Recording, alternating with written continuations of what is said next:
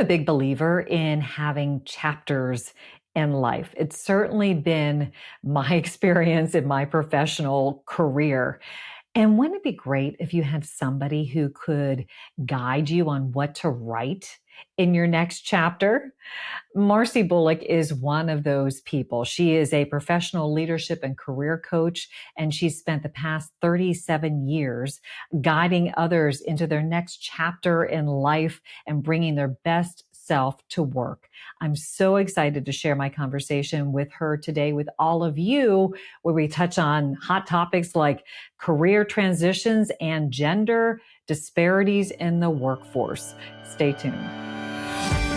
Hi, I'm Karin Reed. I'm a four-time author, Emmy Award-winning broadcast journalist, and communication expert on helping people to own the room, whether it be a physical one or a virtual one. Welcome to Speaker Dynamics. Marcy Bullock, welcome. I'm so excited you're here. Thank you, Karin Reed, for having me. So we have lots of things that we could talk about.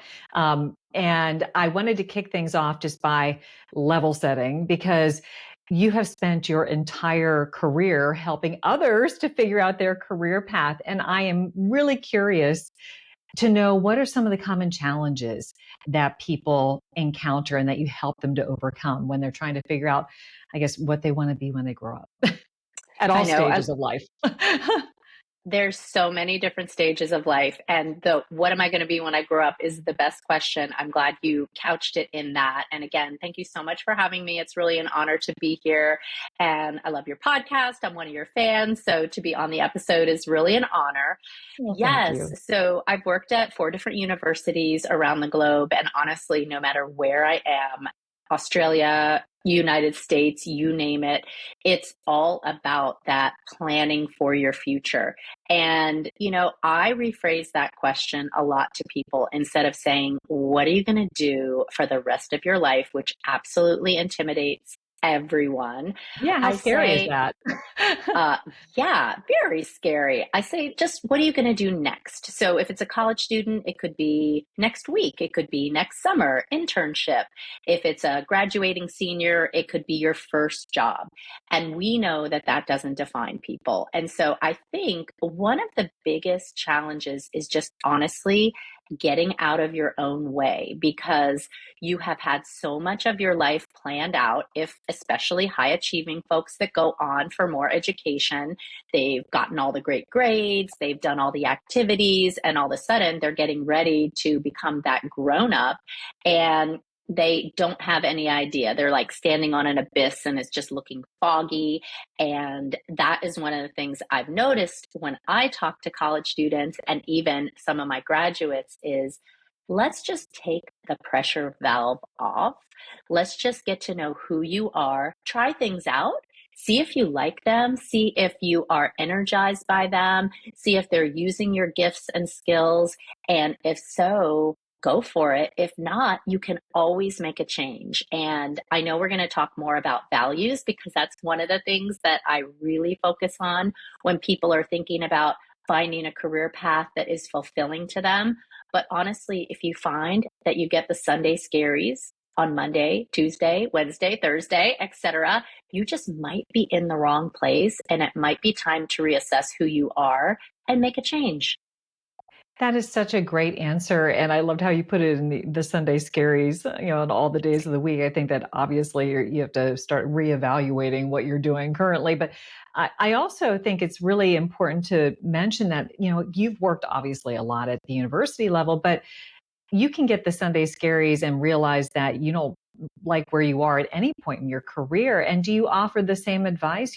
Feel free to make that, big pivot, even if you've been doing something for like 10, 15, 20 years.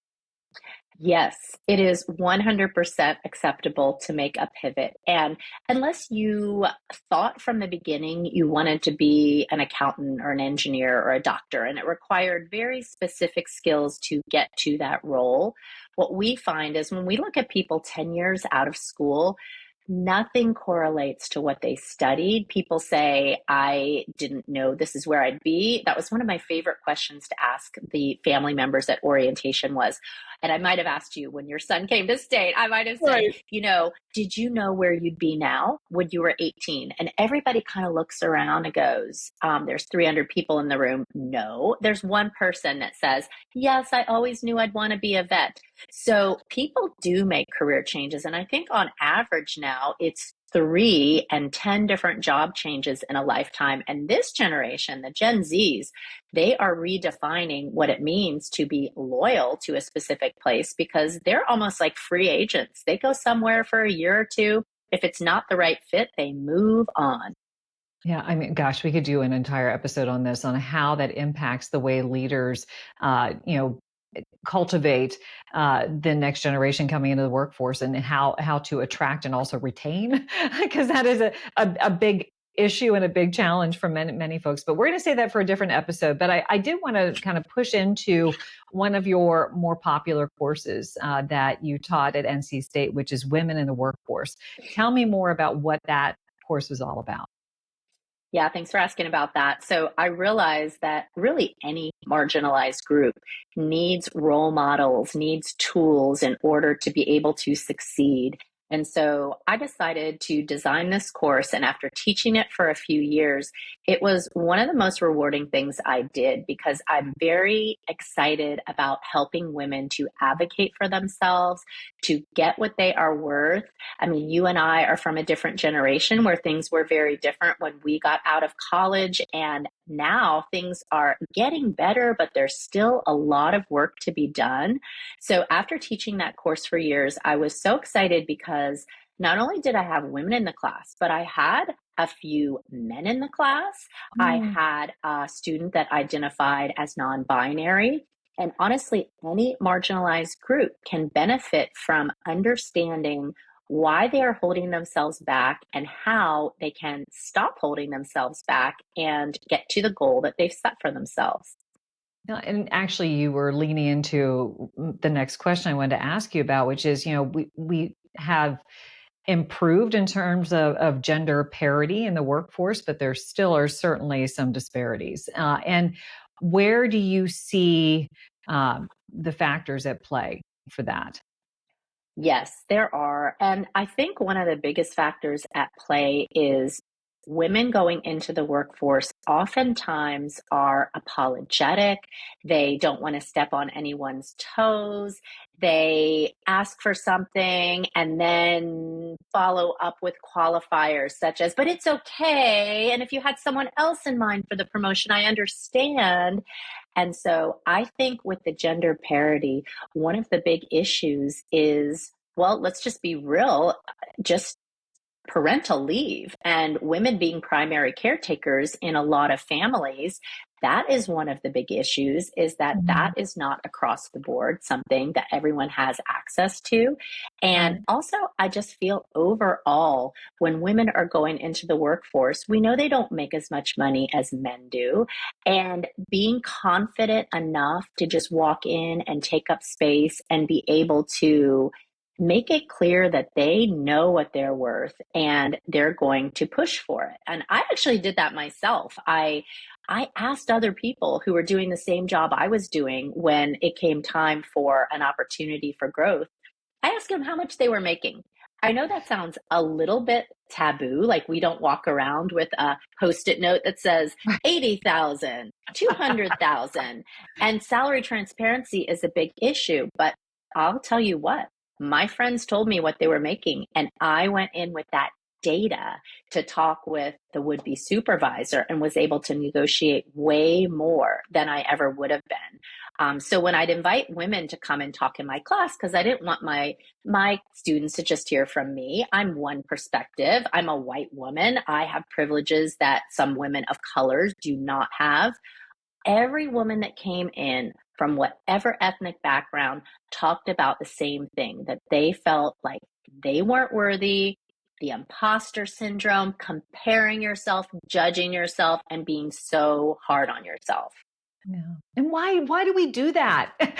Like, it's so annoying. I mean, I find I do that as well. I'm much better than I used to be, but is it something that is just baked into our genetic code? Is it just, the world in which we interact? Like, where does that come from, Marcy? And is it changing? Do you think that the next generation of women who are entering the workforce are better at managing that? I really do think it's changing. And, it's funny you brought up where does it come from? Because one of the books I read in preparation to teach was called The Confidence Code. And they actually got, and we can reference it, I'm sure in Yeah. your show notes, but Yep, they actually absolutely. got into that. They got into the notion of the genetics of the chromosomes. And then, of course, we have the society and we have cultural expectations. And I mean, even back to the playground, if you were a bossy kid, well, that's considered wonderful if you're a male, and Right. you're a boy. And people are like, Assertive good, leadership qualities, yeah. you're in charge, and we know the B word that is often assigned to women when they Mhm. are acting the same way that a man can act. So I think it's reinforced over and over, but it is changing. When I was getting ready to do this podcast, I have raised two very confident women in the workforce who are in their 30s, my daughters, and I asked them some of these questions that you ran by me just to ponder. And they said, well, I think you just need a badass mom because I never think about it. And Oh, so, that's awesome. honestly, our granddaughters, hopefully, this won't be something they think about because it'll get so much better. Yeah, and what an amazing compliment for you as a mom to have them say that. That's awesome. But I was working with a client the other week, and we were working through some of the issues, and we're doing a lot of it, professional presence, leadership presence work. And she was saying that some of the feedback that she has gotten repeatedly in her career is that she's too direct. And I thought, hmm. So if she were not a woman, would she get that same complaint? Would she get that same feedback? And I'm not so sure she would, very honestly. I mean, am I reading that wrong? I agree with you. I think being direct is a very positive quality. There are times in a meeting where a woman has an idea and it'll be stated, and Mhm. more people will talk over her. And then a man repeats the same idea, and all of a sudden people listen to it. So there's so much going on with that. And I 100% think being direct is a wonderful quality. And, when you're in your performance reviews with your boss, if that's the kind of feedback you're getting, then I would wonder if I'm in the right place if they're seeing that as negative.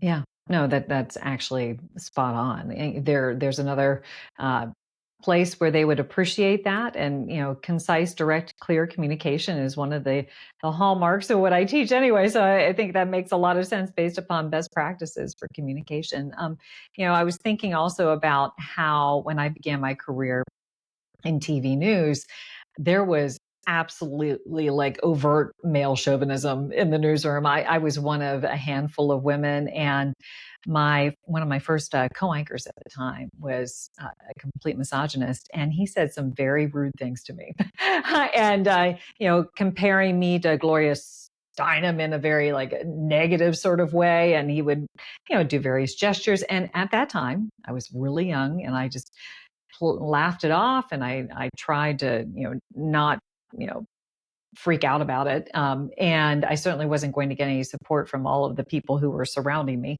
But that same person ended up getting a different co-anchor, maybe, I guess, probably 10, 15 years later, who was probably treated in a similar fashion, but she did not stand for it and reported it to HR, and that anchor got suspended. And I thought, oh my goodness, like that is such a huge shift from what I did. And congrats to her. Salute. But do you think that the Me Too movement has dramatically shifted the way the younger generation handles what we just almost considered the environment that we had to go along with? I absolutely do. I feel like anytime you are not alone and there are other people experiencing similar things, because, it's hard to be that trailblazer to stand Yeah. up to that person and report to HR. And you think, oh, was it something I did? Hmm. And that goes back to, again, what you asked with when does it start happening? I use this analogy of a sports team. If the coach talks to a group of women on a sports team and said, we've got to be tougher, we've got to work harder. Typically, every woman on that team internalizes it and thinks, oh, it was my fault. Like, I'm not holding up my end of the team. If it's a soccer team, I got to run harder. I've got to pass more. I've got to be more focused. And the men with that same kind of feedback think it's every other person. Oh, I'm doing great. I mean, I Interesting. think it's my 10 other teammates that need to step up. Clearly, they're not talking to me. So when Me Too happens, it gives you the realization that, yeah, you're not alone and there's other people and you don't have to blame yourself. It wasn't something that you did. You don't have to second guess. Did I encourage something? It was probably what I wore. All of that is so ridiculous. And once we brought that into the spotlight, I think everybody realized that they too could perhaps have that courage. Yeah. I often still encounter clients who have a really hard time communicating their worth. They feel uncomfortable asserting themselves, whether it be for more responsibility or for more money. Like, do you have specific strategies that you tell people to employ to get past that? So the biggest one is bring in the data. How I gave that example of I had asked my friends. Well, there's data out there. I could go in and say other career directors at land grant universities are making 10% more than I am. That's data.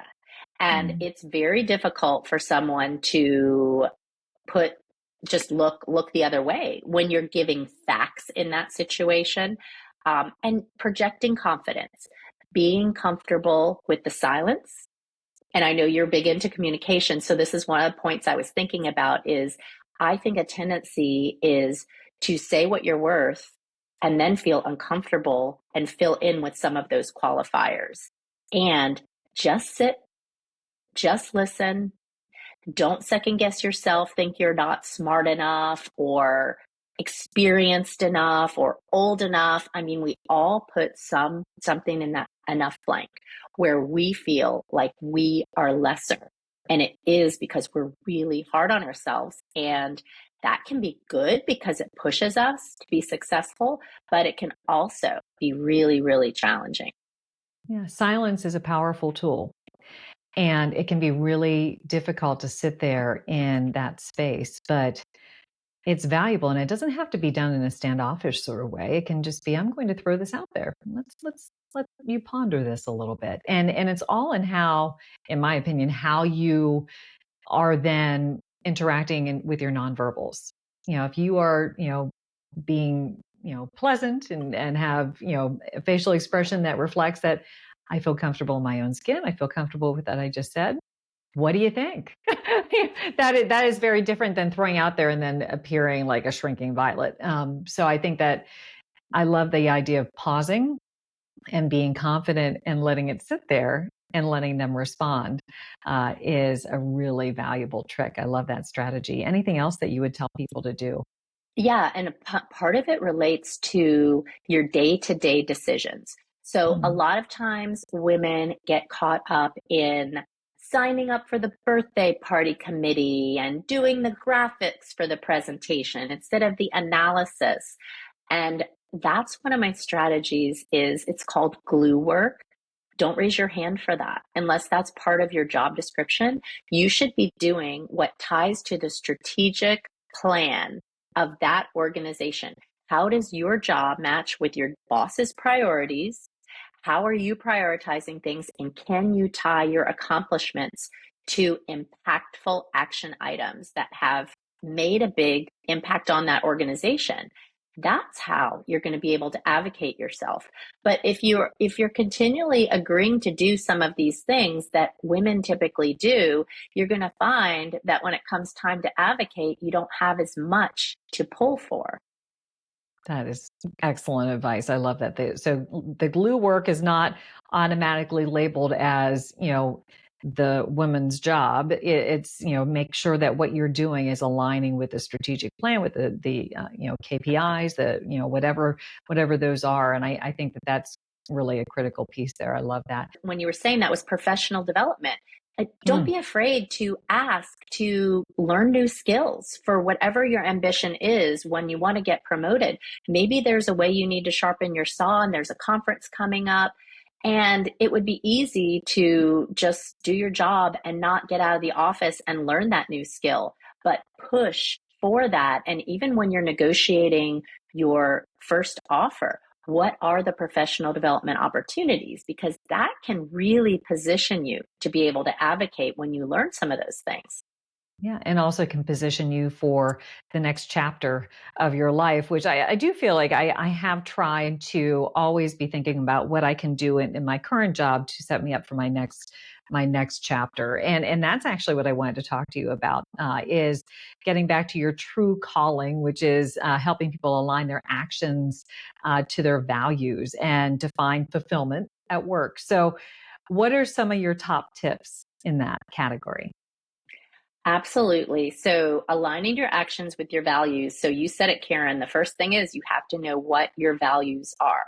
So, are your values lined up with the mission of this organization? That can make for a lot of sleepless nights if you are working for an organization that you really don't care about and you don't think that what they're doing is important and meaningful, and what you are really driven by doesn't align. And once you find that alignment, and we often, when we think about values, we talk about the two M's, the money and the meaning. And constantly I'm asked, can I please have both? And yes, many times you can, but it takes some time to figure out how you can align making good money with what's meaningful to you.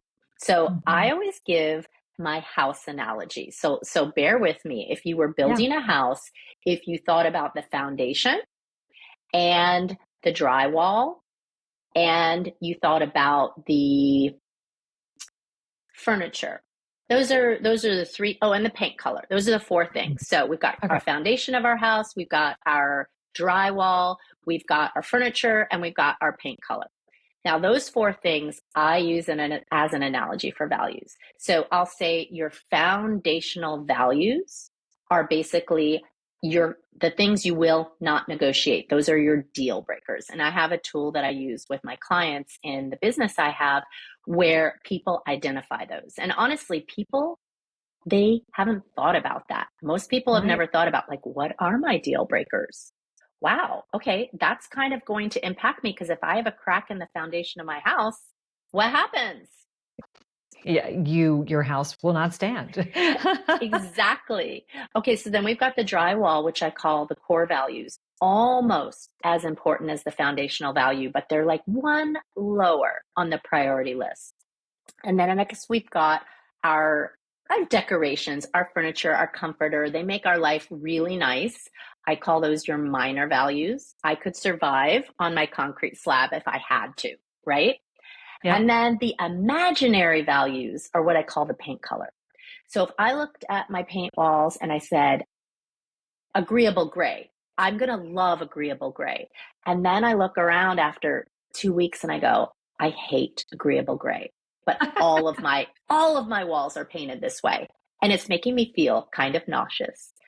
Those are the imaginary values we have to move out of our lives. Things that we say we think are important, like I maybe should scroll and have FOMO for an hour on my phone.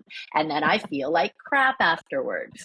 So that's kind of the analogy I give, is to start with your foundational, move on to your core, then your minor, and move out the imaginary.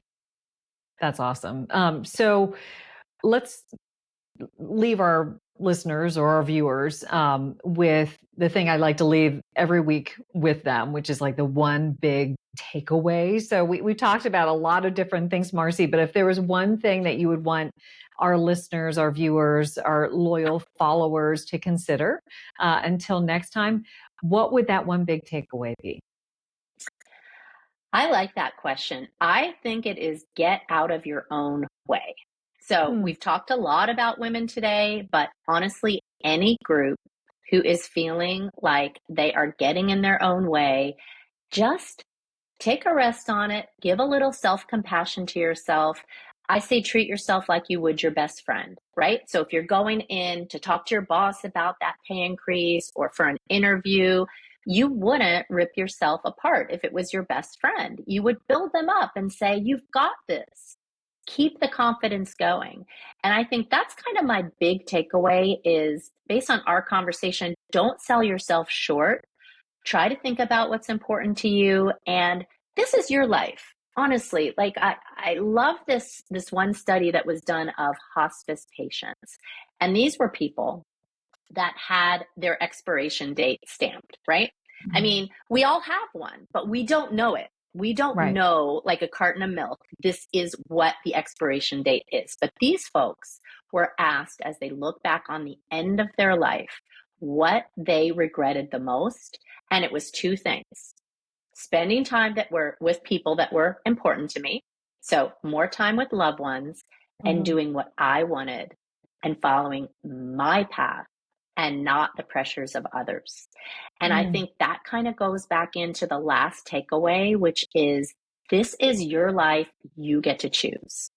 Yeah, I love it. And be intentional about it. I love that, Marcy. Thank you so much for sharing your wisdom with us today. I'm sure that it's going to benefit so many people. Thanks. Thanks, Karin. I love my conversation with Marcy. In fact, I love every conversation I have with Marcy. And she's one of those people who you want to have on your own personal board of directors because she always gives such wise counsel. And I'm delighted that she was able to share some of that with you as well. We talked about a whole lot more that was not able to be stuffed into that 30-minute episode. And I wanted to share it with you in the form of a bonus mini episode. So, in this week's bonus content, you can tune in to a short conversation where we talk about work life integration versus work life balance. And there is a distinction, and it's a pretty important one. It's well worth listening to. So if you want to check it out, you can go to speakerdynamics.com/bonus content. And once again, that's speakerdynamics.com/bonus content to hear all about work life integration, which I think we all can relate to and probably all continue to struggle with. So, thank you so much for listening to today's episode. If you are finding value in these episodes, please be sure to subscribe, pass it along to your friends, your family, your colleagues, and help us to continue to build the community around this podcast. Thanks so much for listening to this episode. Until next time.